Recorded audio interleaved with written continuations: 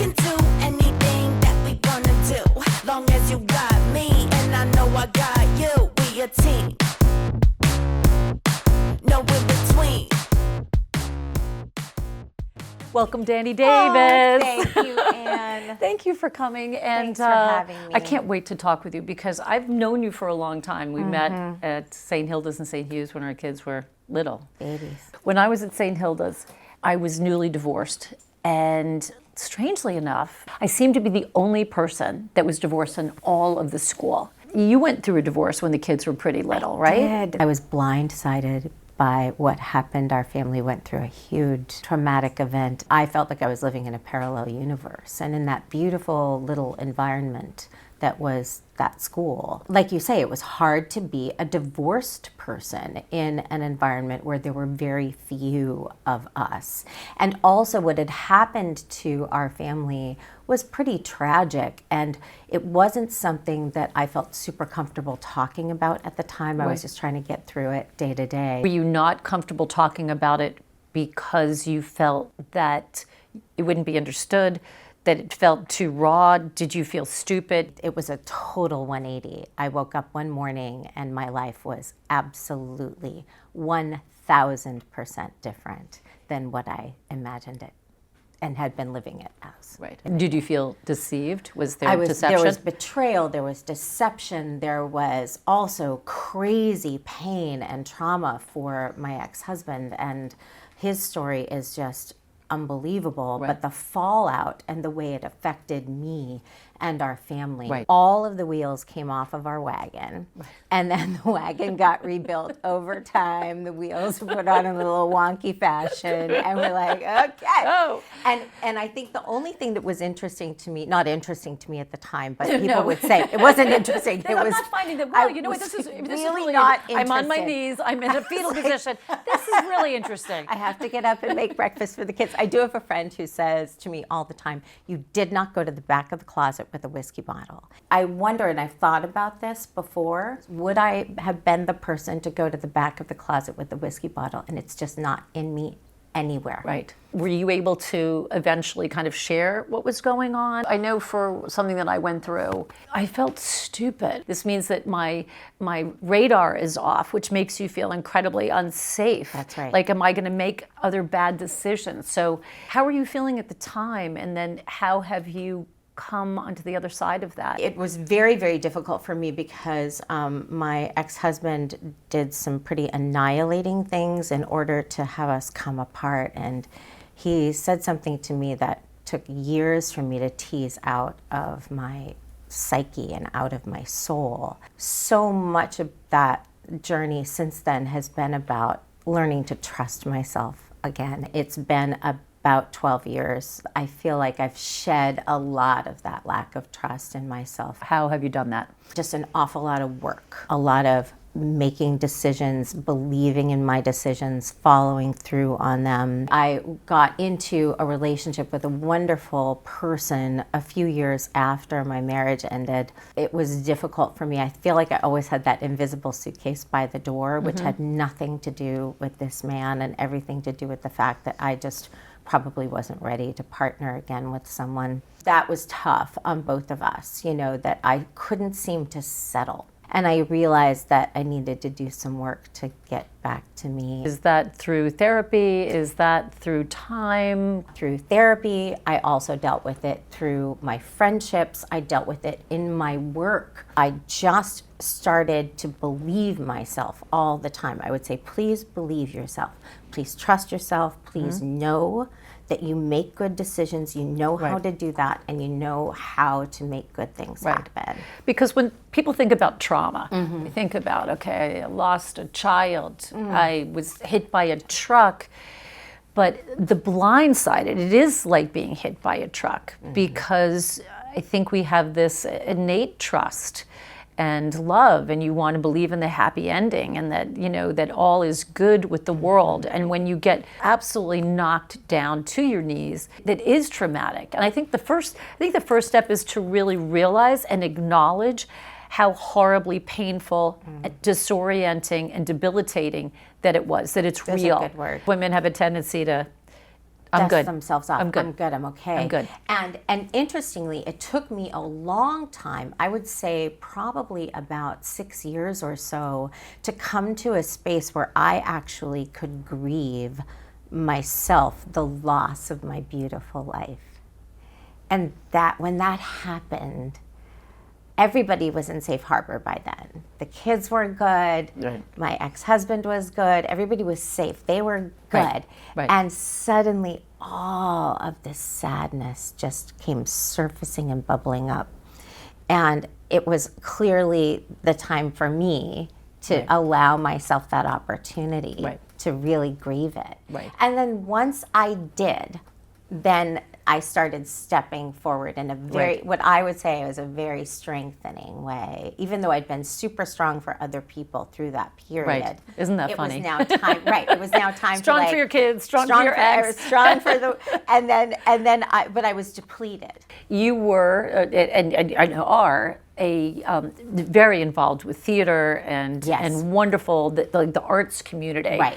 I'm a Broadway producer. I'm a theater director. It is my world. So now it's COVID. So now it's COVID. You know, you've got to get your shit together, and you're trying to heal. Yeah. And the theater world shuts down. Shuts down. The kids and I went up to our place on Cape Cod. We were just going up for a couple of weeks. It was March. And then those couple of weeks for me became 2 years of being based at my place on Cape Cod. Really? 2 years. I started to see this path. I had to find a way to make a living. So I built a whole new company. And I started employing all of these theater people and creating lots of content and, big events for corporations and organizations, giving From them Cape Cod. online experiences from Cape Cod. We sailed financially through the pandemic. That thing that I built out of zero, nothing, no references, nothing. I started to see myself again. I started to look in the mirror and go, hey, there you are. You've got this. I started to discover that what I'd been doing for decades was this othering thing, where I had been checking it. Like if someone says to me, this is still true and I still have to work on it, how are you? Oh, yeah. And I then reply with, how are you? I don't reply with, this is how I'm doing. I reply with, let's forget about me, how are you? Right. And like I said, I was really depleted. And I thought, okay, this is a moment, this is an opportunity right here, right now. I can pull myself together, and I'm going to need to be sort of ruthless about it with myself, and I'm going to need to talk to myself about what needs to go away in order for me to do this. I started to have to discipline myself back toward me, and weirdly, like, ask myself a question first before I would ask it of anyone else. And it was generally on, what do you want to do this evening? Or what would you like to do? And I would like really struggle with it. So you found yourself talking in the corner. I was talking to Instead of the myself whiskey bottle in the closet, you're like, Dani, what would you like to do? And it was so uncomfortable. And a little odd. But you know weird. what? You got to the other side. I did. I got to the other Which side. is knowing Dani. Which is knowing me. And I have been on my own outside of a relationship for 6 years. And there are so many things about this time that I'm really proud of. Tell me. I really became a great friend to myself. I can hold myself in the dark in really stressful moments and know that I'll make it through. Modeling self-care, modeling boundaries is really one of the best gifts that we can give to our kids. I agree.